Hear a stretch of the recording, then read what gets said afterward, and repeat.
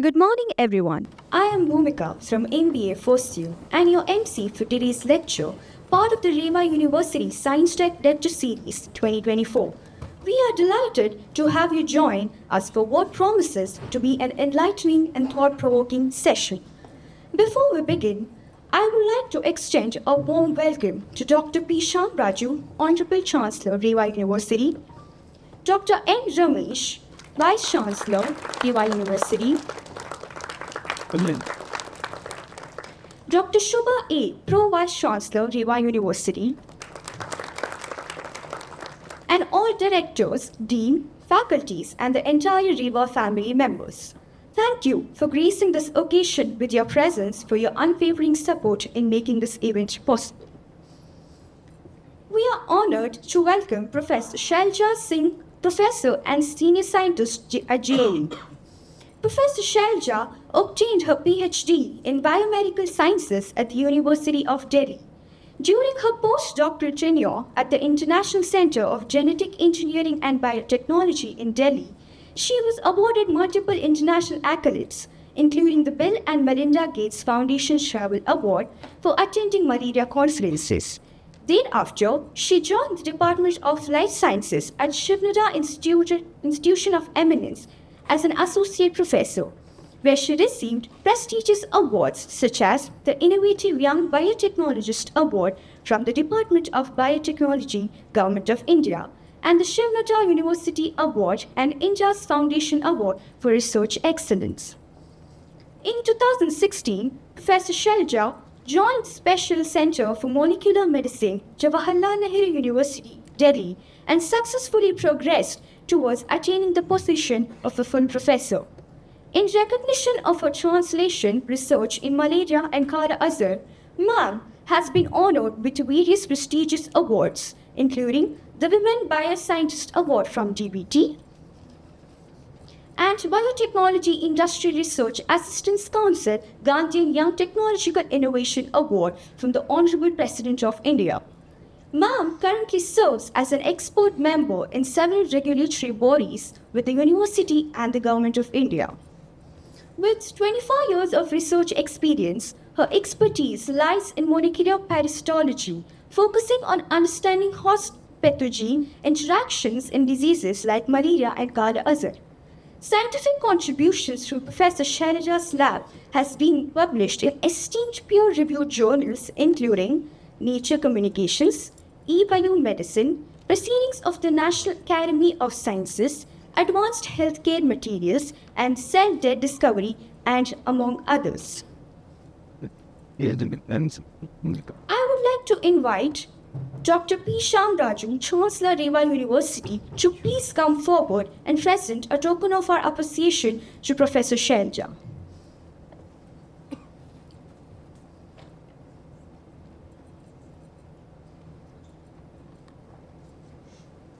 Thank you.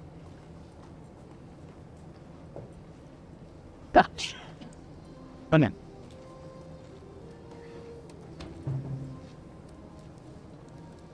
Dinner back.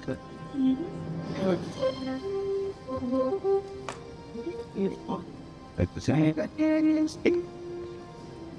Just these. You go right foot. How that's all. With the trouble. What? Not you. People flat. You must be that you will. You can't look at your tema. It will.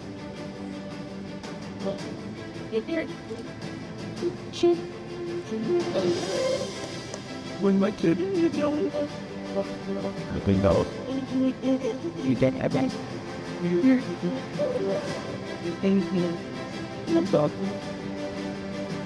Oh, it's a bit. That's why you're really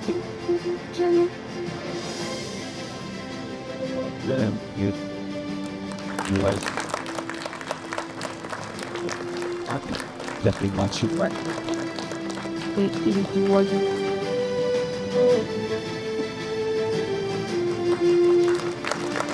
Once you like Darling, thank you. She bring in out myself with one. What's it? The company.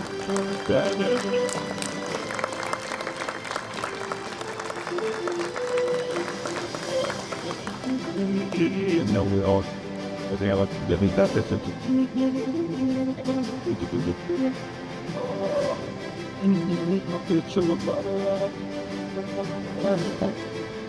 I didn't catch you.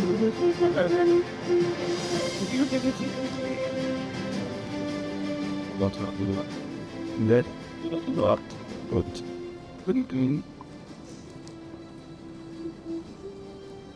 What's taking? Sitting over the edge, going outside, working in this talent.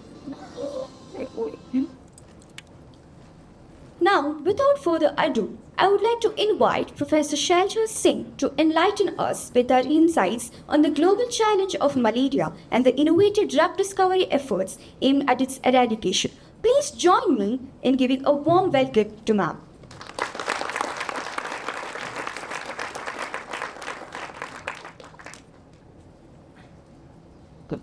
It contains the pet.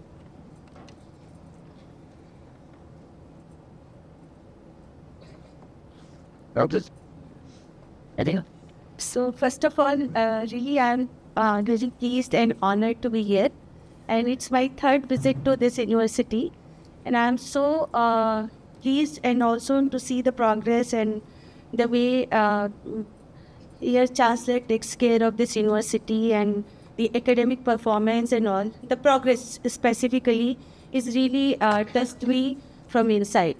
So I'm really very thankful to them for including me in this family, because I think I'm part of the family now.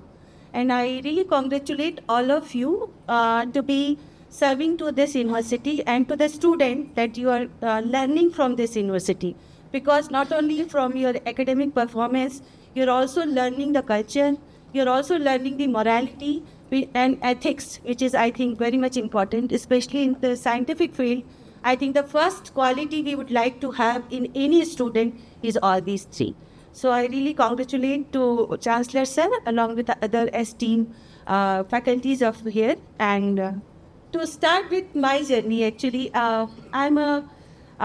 basically I did my PhD in cancer biology, but at the same time when I'm in India and I do understand the infectious diseases which are very much deadly to us, because we are in the tropical world, and then one of the disease which is malaria. That's what in my title also I have wrote, this is a global disease.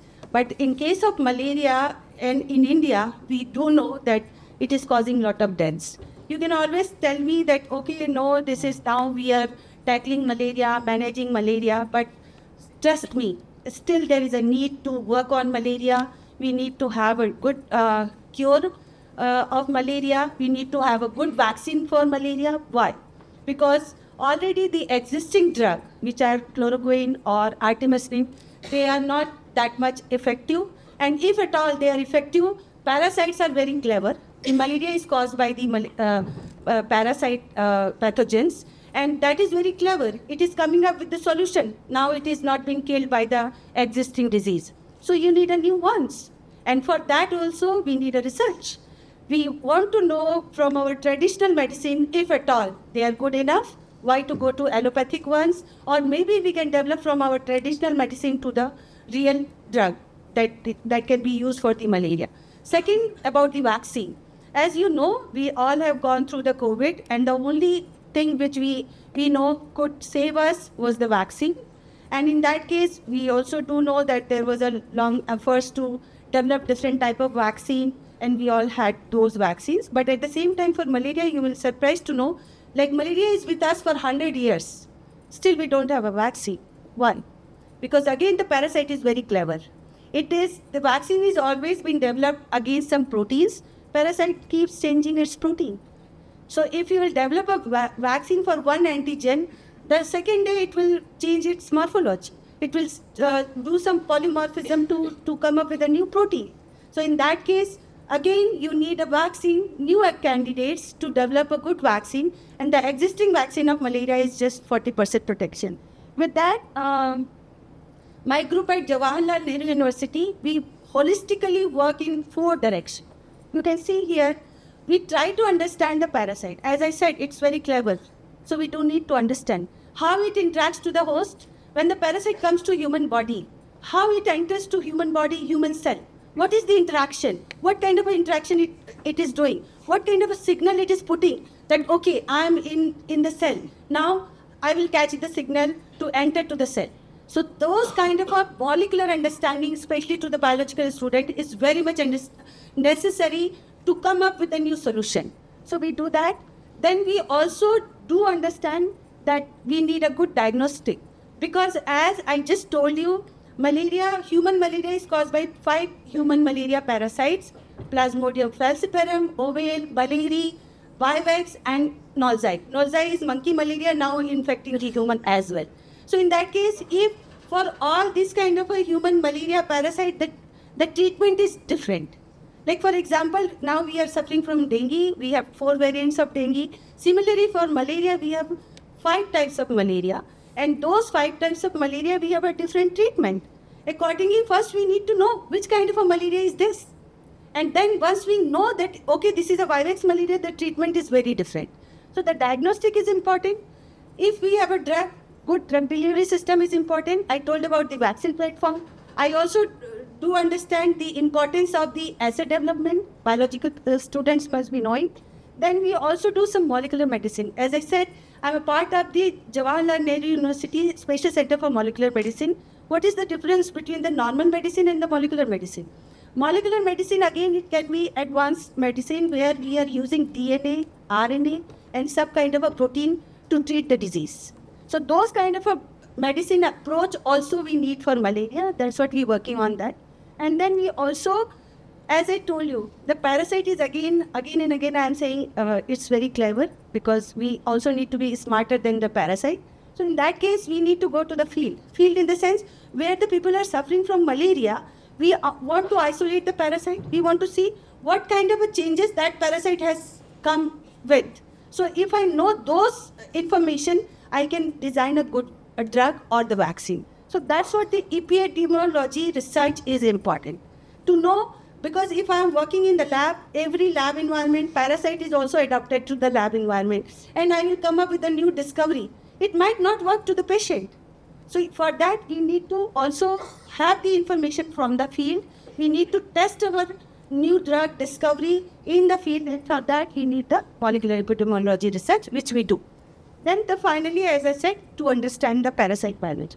To start with, again, this is a very simple slide for the biological student, but for other, I just want to give an emphasis that how the parasite which is causing malaria comes to human body, and when it comes to or infect to human body, what are the steps? It is a complex life cycle of parasite, because once I infected mosquito, which contains the parasite, like a dengue, in case of dengue virus, we know the mosquito infected with virus, when it bites to us, we got infection. Similarly, for malaria, if you have an infected mosquito, it will bite to you, the individual, it will inject the sporozoid. It will go to your liver, and the parasite is going to just reside in the liver. When it is a vivax, years together it can be in your liver. But once but if it is in falciparum, it will immediately, after some cycle, it will come to the blood stage. It will come to your bloodstream. In that case, in case of liver, it will go inside the liver cell. It will enter to your liver cell. It will proliferate in your liver cell, multiply in your liver cell, and then from liver, it will come to blood. So what is the process? The process is entry to liver cell, exit from the liver cell. Okay? Once it exit from the liver cell, it will come to your blood. Again, it will enter to what? To red blood cell. That is we have the maximum number of cells in our body is the red blood cell. It will enter to red blood cell. Again, it will grow, ring, trophozoite, schizoid, that biological names. And then again multiply in numbers. Again, rupture the red blood cell, exit. Again, entry and exit. Why I am emphasizing on entry and exit? Because my whole research is to understand how the parasite enters and how the parasite exits. If I know the entry process, if I know the exit process, I can have some cure. I can have some small molecule to block the entry or lock the parasite inside. If I can lock the parasite inside, it will not come out. If it will not come out from the cell, it will not infect to the new cell. And that was the approach to like 15 years of the research. You trust me, there's so many molecules identified what helps the parasite to enter, what helps parasite to exit. The same thing, not only in the blood stage. When the parasite suddenly in the blood stage, it decides to become male gametocytes or the female parasite. That is your male and female, the last one. And in that case, this is the stage important for transmission. If the parasite not make the male and female, again the mosquito will bite you, it will not go to the next human. So malaria goes from one human to another human through the male and female gametocyte. Now you can ask me, we have XY chromosome, that's why I'm female, and XY with male, right? But in case of parasite, same chromosome, but some are male, some are female. Now this is again a science. How come the parasite same chromosome, same gene, it is male and this is female? Because there is some epigenetic factors, regulation, that's what some parasite becomes male, some parasite becomes female. Now the question is, how many parasite becomes male? How many parasite becomes female? In that case, again the question is, research. Come to know that what is the conversion? If you block the conversion, you will just cure the parasite, cure the malaria. Because you will not allow them to differentiate to male and female. That itself is, people are working on this. We also work on that. But at the same time, my approach. The parasite, male and female, they are also sitting inside the red blood cell. That is their host. Lock them. If you are going to lock them inside, and the mosquito is again going to pick it up, they will never come out. If the male and female are not going to come out from the red blood cell, they are not going to make zygote. And if they are not going to make zygote, there will be no infection to mosquito. And if there will be no infection to mosquito, again it will not go to next human.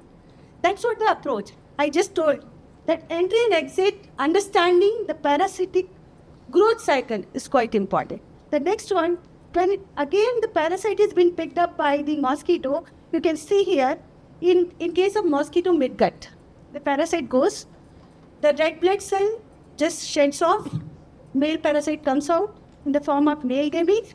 Then again from the female red blood cell also, red blood cell membrane goes off. Then there is a female gamete. They fuse, they form the zygote, they form the ookinete.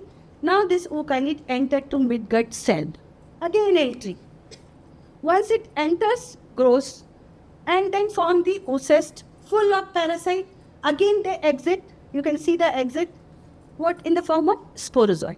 So you can see the cycle, really it is entering to some cells, modifying it, becoming some different kind of a cell, come out. So that's what the important of the overall thing. So, as I said, my research is totally to understand the molecular machinery. When I say molecular machinery, meaning what? That, as I said, here today I am just going to give emphasis on the exit process. As you can see, the parasite is sitting inside the membrane, like we are sitting here inside the seminar hall. And we need to go out. Either we'll take the gate entry, but if it is not there, we'll just break open the cell wall, the wall. Similarly, parasite now has to break two layers. The parasitophorus vacuolar membrane as well as the red blood cell membrane. What helps the parasite to break it? There is a proteases. We all know biology people. And then in that case, those proteases, what they do? They just chew up the proteins present on the membrane so the parasite can go out. So we have identified many proteases. Now come up with some small molecule, some drug. If the drug will block the protease, what will happen? Parasite will not be able to come out, right? And in that case, the parasite will be locked and we will not get the further more growth in the infection. At the same time, as I have written, we have identified many proteases which is, and we have asked many questions just to the student. Now the question came, first we break the inner membrane or the outer membrane. That itself is a question. In the research, you can have those pleasure to have that detail of answering the question. And yes, we have found out that first the inner membrane goes off and then the outer membrane goes off. That tells you what? That tells you the proteases which are there, they have to first chew up the inner membrane, and the protease is coming from where? from the parasite. Because if it is coming from the host, it can be from outward. But no, it is from inside to outside.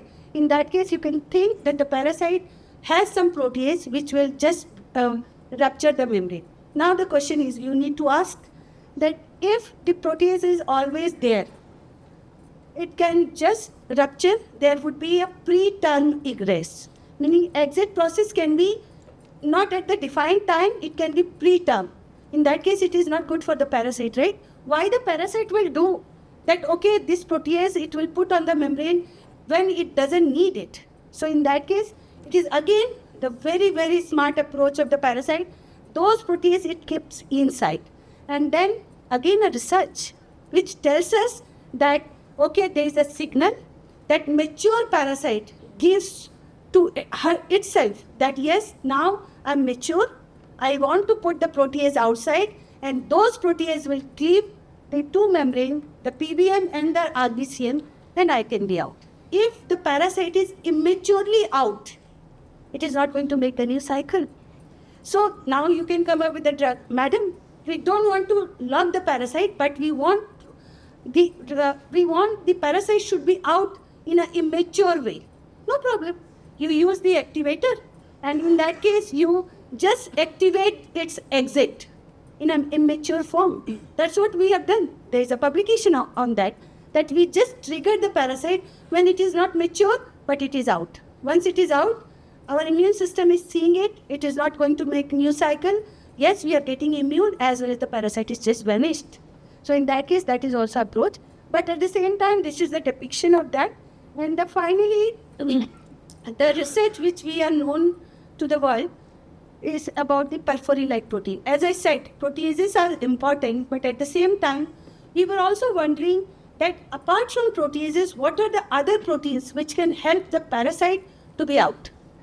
So we are very familiar with perforin-like protein because all human has perforin-like protein. What it does, it is there in our immune system, and once it sees the pathogen, our immune system secretes the perforin-like protein, and that perforin kills the pathogen, making pore. Similarly, we identify in the world for the first time that malaria parasite also has this perforin-like protein.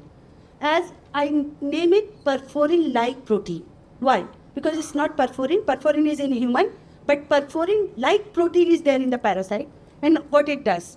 So then we look for in the genome of parasite, there are 5 perforins. Perforin 1, 2, 3, 4, and 5. And in that case, again, a very important, if there is a protein, why you need 5?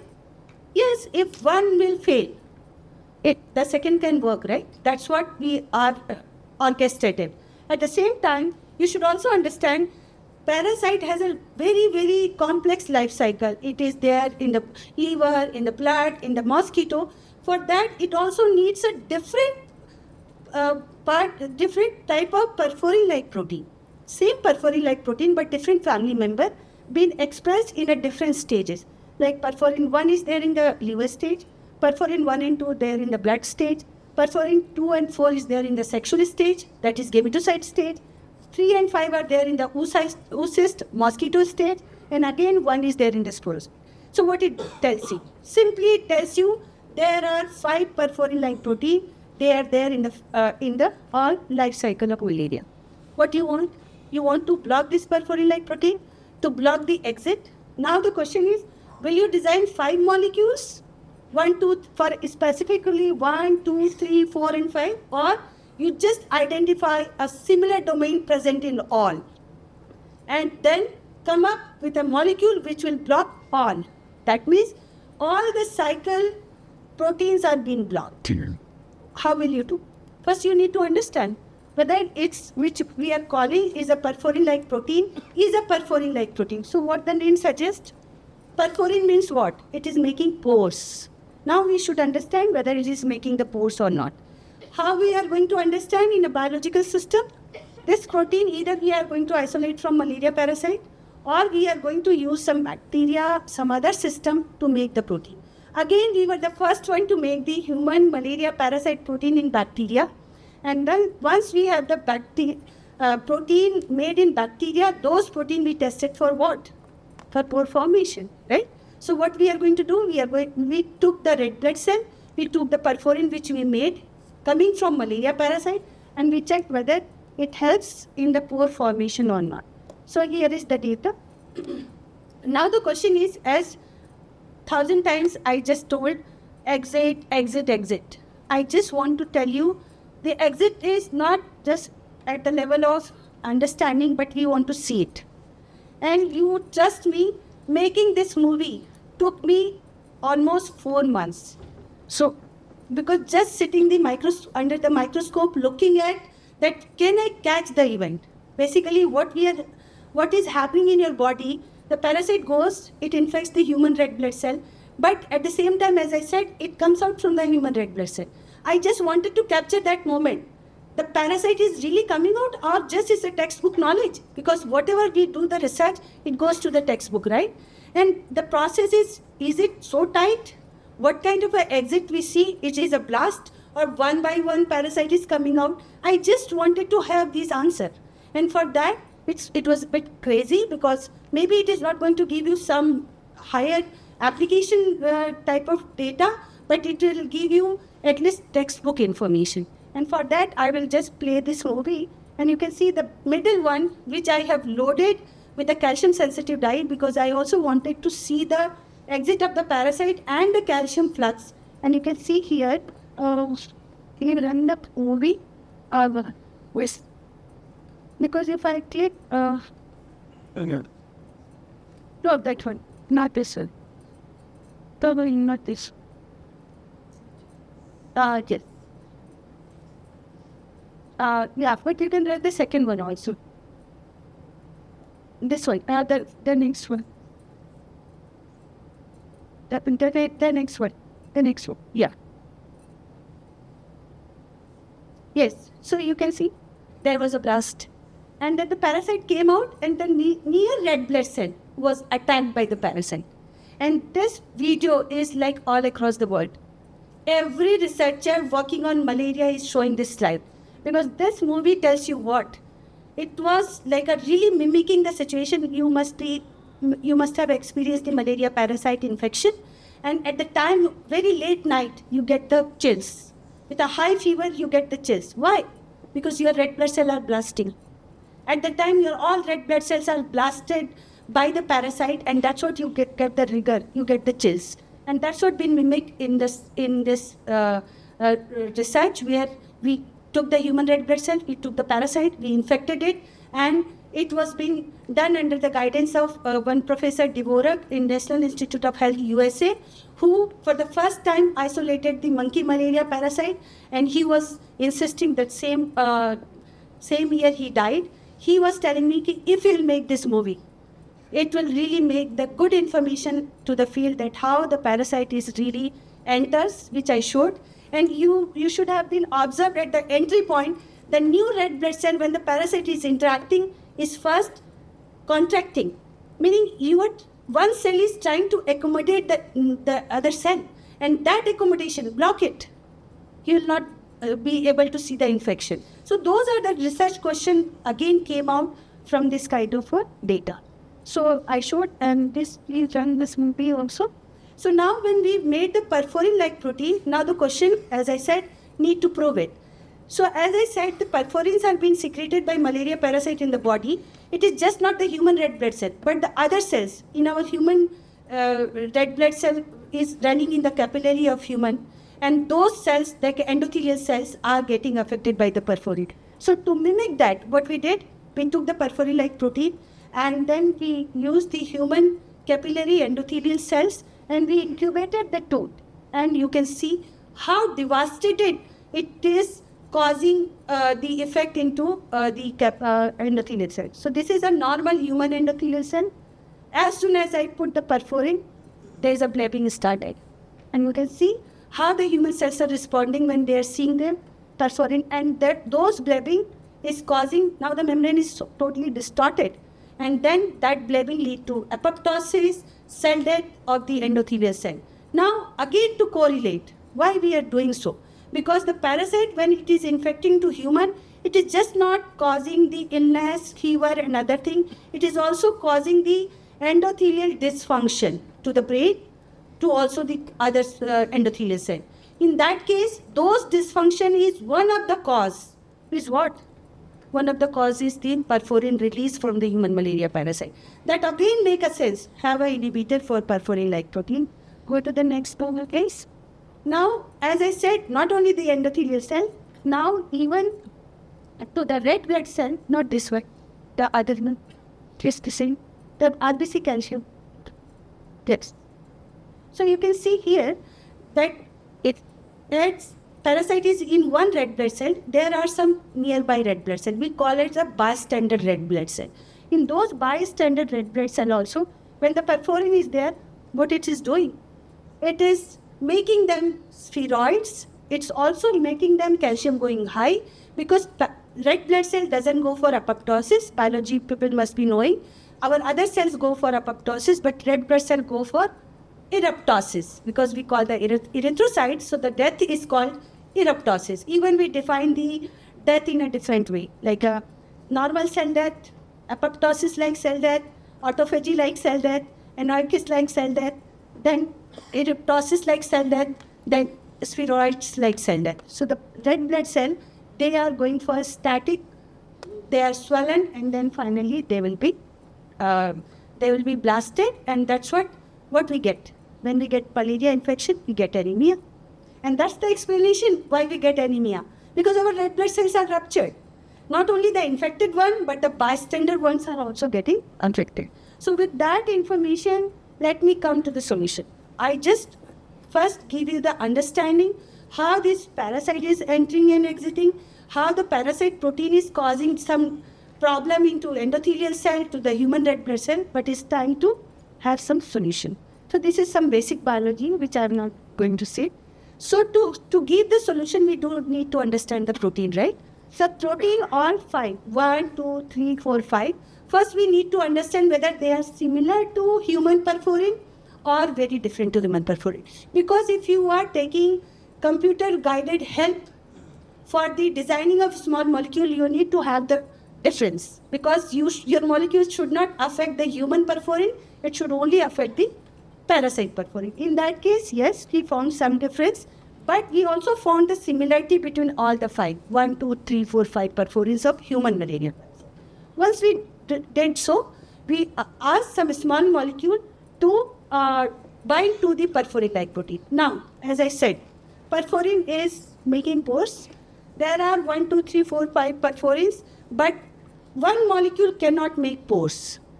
There should be some orchestration and oligomerization to form the pores. So let's say 18 molecules, they come together and then form a barrel-like structure and go ahead inside to the membrane. Now the question is, where will you block? If there is a pore, you can seal it like a normal civil engineering. So you just close the pore by the small molecule, that is drug, or you don't allow to form the barrel-like structure or the pore. That means oligomerization blockers can also work as a drug inhibitors. We will not allow to form the oligomerization, and for that computer-guided drug discovery helped us. We identify a molecule which just bind to one molecule of perforin, so there is no formation of oligomers. If they will not form oligomer, they will not form the pore. With that interest, let me prove it. Because it is just not that you are designing and showing. Everything in science requires the information in the form of data. So in that case, this is what we did. We took the atomic force microscopy imaging approach. So we took the red blood cell, we took the perforin. So first is normal red blood cell. Membrane is very smooth. You can see, control. As soon as we put the perforin proteins on human red blood cell, you can see the pores nicely. Now we can measure the pore size. It is in nanometer size. And we can also see the depth of the pores. Yes, we can. But when we designed the drug, we incubated the drug with the perforin-like protein. You can see there is no pore because there was no oligomerization and there was no pore. One information we are giving, but this is just the final slide. Before that, we have thousands of data to prove there is no oligomerization by HPLC, by LCMS, by various gen oligomerization assay, which I am not going to show you in detail. But I am just telling to the student how much efforts it goes to prove one point. Yes, we have designed a molecule, and that first our protein makes pore, and the molecule which we design, synthesized, is blocking the pore. Now, if it is blocking the pore, it should block what? Malaria infection? Yes? So it is blocking the infection. But I told you, the malaria infection is blocked because it is inside, locked. Show it. Yes, we showed that it is blocking the exit process. Scientifically, we don't say exit, we say egress. Egress of the parasite, exit of the parasite. It is been blocked, which I told you, not only exit of the merozoite blood stage is blocked, but liver stage parasite was also locked inside. We showed it. And we also showed that the gametocyte here, the gametocytes, which are the sexual stage malaria parasite, they were also not coming out. And once they, then again you can ask me, what are the assay? How do you see? Yes, we do see. When we take the parasite, we give the mosquito-like environment to them. They come out, and then we see the exflagellation, the male parasite dancing. We count those, the number of exflagellation, and in the presence of drug, we don't see those. That means parasite are not exiting. With that kind of information, we get the data that yes, it is working. Now, as I told, parasite ka kaam tamam tha, meaning we can deal the parasite. At the same time, we also want to see whether it is saving, the same compound is saving our normal human red blood cell. Because if we can give a solution that that drug kills the parasite, but it also saves our human red blood cell. Yes, if this was saving, you can see when we put the drug, our human red blood cell is safe. They are not lysed. And this is also the eruptosis. For the first time, we gave the signature, and these are the some biological data. So finally, exit of the sporozoite was blocked. Then also this. And this is the data which was really very nice. Big paper came out from our study. We just did not show the perforin is important. We also showed what is the signal. How the perforin knows now the time has come, I have to be on the membrane. For that, we could identify another protein which regulates it. That is patatin-like phosphatase. And this is my work with the Institute Pasteur. And there we could show or identify using a CRISPR-Cas technology. Now, just to a student, one line I would like to make you understand. I think today in the news it is coming. We have also, there's a genome editing technology you should be knowing. They got the Nobel Prize also, Dodona and Carpentier. And what they showed a genome editing technology, because if we have some corrupt gene in our body, its drug cannot correct it, right? But you need to cut the DNA piece out, the corrupt copy of the DNA piece out, and you have to put the right piece of the DNA in that place.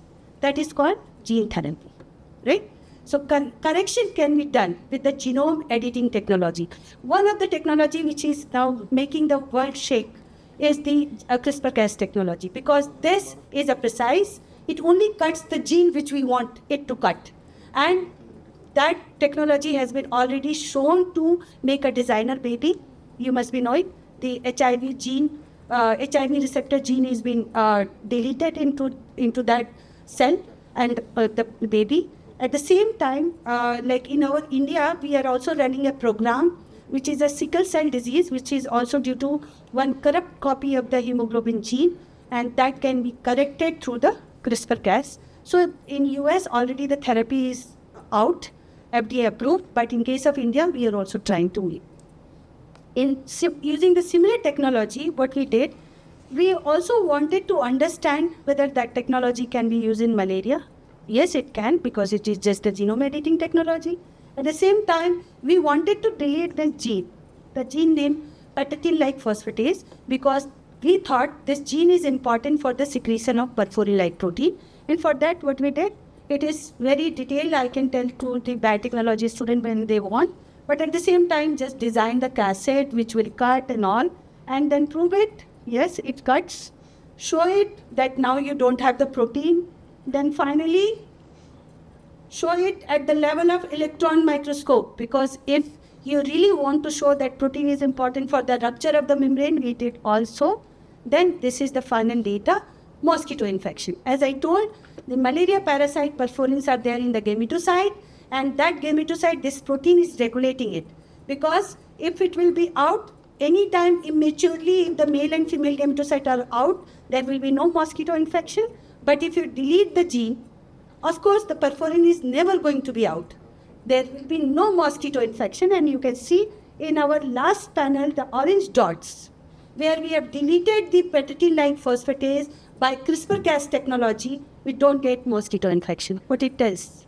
It tells this protein is important, perforin discharge is important. Now what?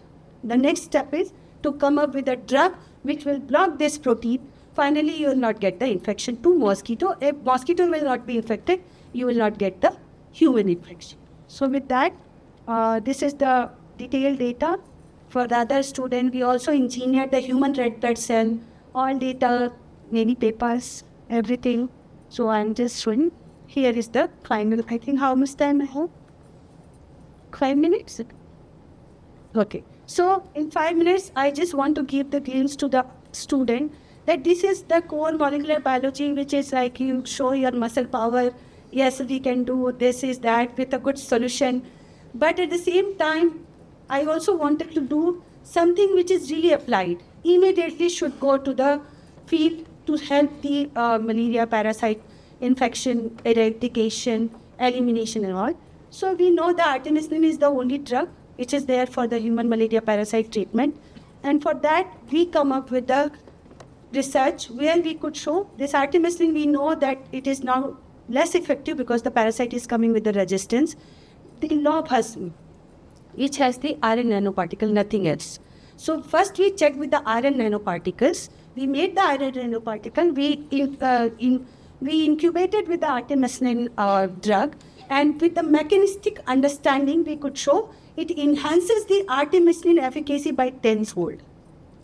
So with that information, now we are running a big project where we are taking the Ayurveda lobhasma, we are incubating it with the artemisinin, and we are trying to see whether that helps in the higher efficacy of artemisinin. Again, we also, as I said, traditional medicine like Nigeria, every second individuals are malaria infected. So one scientist from Nigeria, she came to my lab with some natural compound traditionally being used for malaria. But we wanted to know as a scientist why it is killing the parasite. We did so. So that is ethnopharmacology approach, taking some natural compounds traditionally used and proving it whether it is malaria. Third thing, it's just not their natural compound. We are also rich for many natural compounds. So from our country also, we isolated some natural compound. Not only isolated, we made it in the lab also, looking at the same structure, and showed it anti-malaria. At the same time, very natural Ayurvedic molecules. Now we were giving the explanation why it is killing the malaria parasite. And this is the very important, you should be knowing that the malaria drugs are very bitter. Once you take it, you must be taking chloroquine sometime, and then 3 days of your taste gone, you will get vomiting and all. For that, we wanted to make the drug which was very palatable. So one of the, this is erythritol. Many of the diabetic patients, they take it instead of sugar. It is twice sweeter than the normal sugar. We showed that make a candy, it will be anti-malaria. So this was covered. So now we are proposing for our kids that anti-malarial candies, which are like just the candies. And then we also found another research which showed that this candy was used to treat the human dental plaques. So that means when we are going to give our kids to malaria candy, we will be rest assured there will be no caries. So it's fine in that case. But at the same time, it goes on, research goes on. I'm not going to give. We also took some nanomedicine approach where natural compounds being made as a nanomedicine. We called it a nanocure. And then finally, with all this, I would like to, Cuscuta reflexa is a Amarbane, we also shown as an antimalarial. And then finally, these are my collaborator internationally and nationally, and some media reports. And I'd like to thank you. We go to you.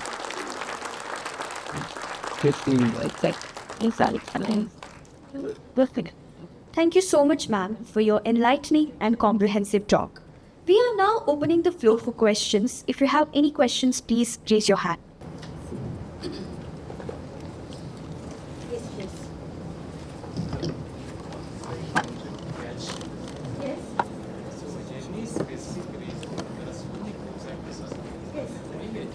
I understood the question. Yes. Yes. So the question Professor asked is why I choose to understand the calcium, right? So biotechnology student and the biological student know there are multiple cofactors, multiple signaling molecules. Cyclic AMP, calcium, cyclic GMP, many. Why I choose calcium? First of all, it's a universal signal. Any life and death signal in a cell is a calcium. When we get a death signal, calcium surge is there. When we get the survival signal, calcium surge is there. So this is well studied. In case of mammalian cell, cancer cell. So that triggered me that yes, there should be some role of calcium surge in case of malaria parasite. But the second thing, it's just not the calcium. In my subsequent research, I showed cyclic AMP, cyclic GMP, crosstalk between cyclic AMP and calcium a lot. Yes. Yes. Yes. So my question is related to combination therapy. Yes. So how this glucosamine, turmeric, Yes. how efficient actually? Yeah. So, yeah, very right question. See, combination therapy concept came why? First of all, monotherapy is efficient, but it cannot protect the other drug. Because let's say you are using one molecule as a monotherapy, maybe the system will just take it half an hour or 1 hour it is there in the system and then it will go. You will use more and more concentration of that particular monotherapy, it will create a drug resistance in the parasite.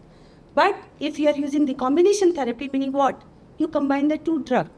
You combine the 3 drugs, you combine the 4 drugs. In that case, what you are doing? You are targeting at the same time 4 mechanisms. One, you are targeting, let's say, head. Second drug, you are targeting the hand, then leg. So in that case, the combination therapy always is preferable. In case of malaria, combination therapy is preferable. Now his question is, how this nanocurcumin can be used as a combination therapy? Yes, because artemisinin we have shown it's a known anti-malarial, but nanocurcumin, because it's not toxic.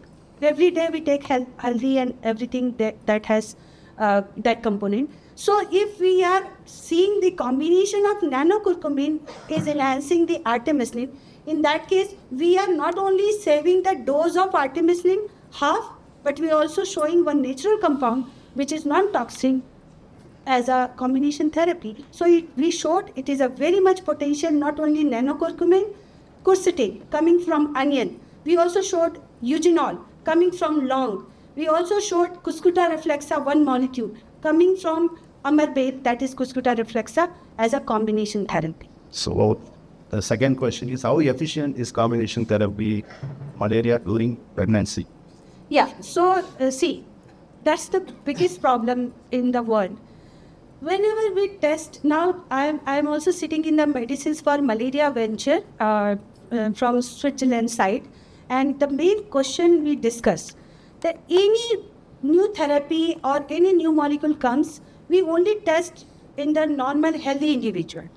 We never dare to test to the pregnant women. But we do know the malaria in the pregnant woman is the more problem. If the malaria infection is there in a pregnant woman, not only it leads to some kind of abortion, but it also afflicts lot many health issues in the female. So in that case, traditional medicines are more preferable in that case because there is no that kind of like artemisinin. I don't think the higher dose is being given to the pregnant woman. So yes, you are completely right. For the traditional approach or traditional medicine, the management of malaria to pregnant women are possible, and that's what we are also trying. Or we can have a synthetic drug also for pregnant women because that they are the one who are really affected. Yeah. Students, any questions? I have a question. Yes, please. Wouldn't like for these water mentioning of white directives? Yes. Like that research what is done Yes. is like for all the 5 species of malaria. Great. Yeah. So you're right. So perforin, Adam's question is that when perforis, as I talked about 5 species, falciparum, ovale, vivax, malaria, nolzide. If this drug which we have designed is only towards the falciparum or it also works with other species? Yes, we tested for vivax and it works because the perforins are there in the vivax too. Yes, ma'am. It's common. Yeah. Was it there previously, ma'am? In the sense it was there in the monkey. Yes. And now it's getting transferred to mosquito, or is it like? Yeah, so in case of monkey malaria, the first identification was done from Malaysia because some villagers used to go to forest and there is a monkey malaria and they came into contact. So some kind of that transmitted the monkey malaria from monkey to human. So now what we know that it causes the illness to a human, but it cannot go to next human individuals. That part is not there. So thankfully, what we know is that from malaria can come from human, monkey to human, but not human to human. But there are some mosquito which bites monkey and then they bite human, so human can get the infection, but not from human to human because we don't have information about the mosquito which bites human and then take the parasite to next individual. Yeah, so don't use that's the latest step. Nolzide. Yeah, malaria. Plasmodium nolzide is the monkey malaria. Yes. And you should be knowing that malaria is not only in monkey. Sparrow, the bird malaria is that is one of the cause for the extent of birds, right? So now the big project has come in the environmental science that we need to save the birds from malaria because they also suffer. I have seen 100% infection to sparrows. So that means what? Yeah, so it's just not the human malaria, monkey malaria. We work on the mouse malaria because we cannot test every drug to the human directly. We have to have the model. So we have the mouse malaria model. So we take the mice, we inject the parasite, and then all symptoms like mice also get fever, it gets the brain fever, it also gets, parasite goes to the brain. We kill the mice, we check it, we give them drug, we test it. So those things. Yeah. Good morning, ma'am. My name is Ash. Just wanted to know that in India also people have malaria. Yeah, so. Not the impact is more in India, right? Yeah, no. We are suffering like Orissa, Gujarat, Tripura is the site, and then we also have in co-infection, falciparum and vivax co-infection. So my research sites are there in the Orissa, where all cerebral malaria. Kids are getting directly brain fevers, and then I have a site in Tripura. So where we have the vivax tribals specifically, they are suffering from vivax and falciparum together. And then we have this Bikaner area. There, the vivax is causing severe malaria, total renal failure. Then we have multiple complications, WHO guideline. So the malaria is a big problem in India. Though we are trying to eliminate, 2030 was the goal, but I don't think we will be achieving it. Incidence of babies being born in car. It's very like an outbreak you just see now, but it's like a malaria period is 4 months and now it's extending. It's the same mosquito breeding, right? So yeah. Yes. Okay. Good morning, ma'am. I'm Aishwarya from MSc. Okay. So, just out of curiosity, I want to know that the malaria parasite, it becomes, the mosquitoes become a vector for carrying the parasite. How is that this parasite doesn't impart any negative effects on the mosquito? What is the resistance mechanism? So she is opening the vector research field, mosquito research field. Yes. So let me tell you 4 facts. The mosquito also, because every mosquito, we have 600 to 700 species of mosquito known. Out of that, only 350 to 400 mosquito, they only transmit malaria. बाकी क्यों नहीं करते? Why the other 300 they don't go? Because they have the immune system. Mosquito also have the immune system. When they take the blood and then their immune system see the parasite, they kill it, right? So now understand why those mosquitoes are not carrying the parasite. Identify the factor from those mosquito, implement to other mosquito, you have the solution. And that's what is Aishwarya, right? Very nice. So in that case, the research is giving you solution. Understand in those mosquito where the infection is not there, we have identified one fungus from those mosquito which are refractory to malaria parasite, isolated a molecule and then showed that molecule if we just spread in a mosquito which carries the parasite, it kills that. So that means one thing which is not there will give you the cue for the second thing. Second thing which I also want to give you precisely, it is like only the female mosquito which carries the malaria, right? Because for its egg laying capacity, it bites human and then it requires the protein. So mosquito and female mosquito only transmit the malaria parasite. Now, why you want to kill all mosquito? Is the culprit is female, that to a specific species of female, blood feeding mosquito, female.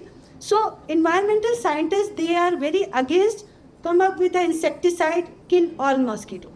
Why? Because the mosquito has the other benefits also, who are not causing the human disease, but they are pollination and other environmental thing it is required, right?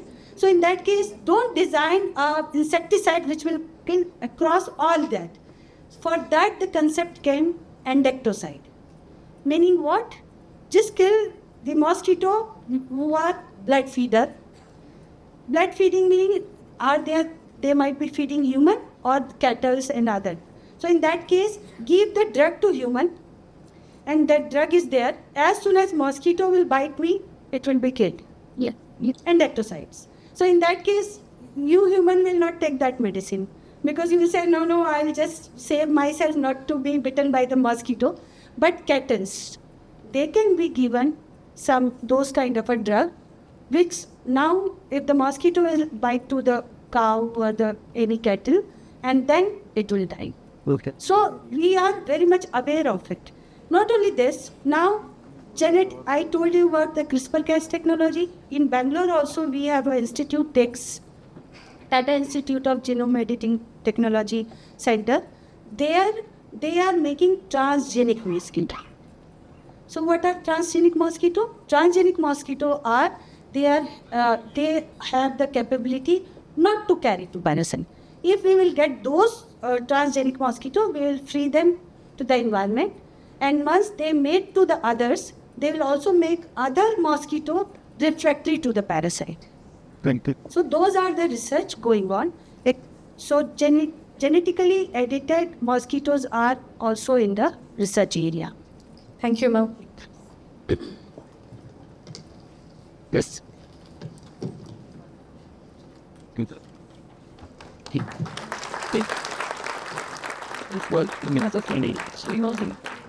Thank you so much, ma'am, for that enlightening and inspiring lecture. Your dedication to the field of malaria research is truly commendable, and we are grateful for the invaluable insights you have shared with us today. I would also like to thank our esteemed Chancellor for his continued support and providing platforms for such enriching discussions. Initiatives like these lectures not only enhance our understanding of critical issues, but also inspire us to engage with the world in more meaningful ways. Thank you all attendees for your participation and thoughtful questions.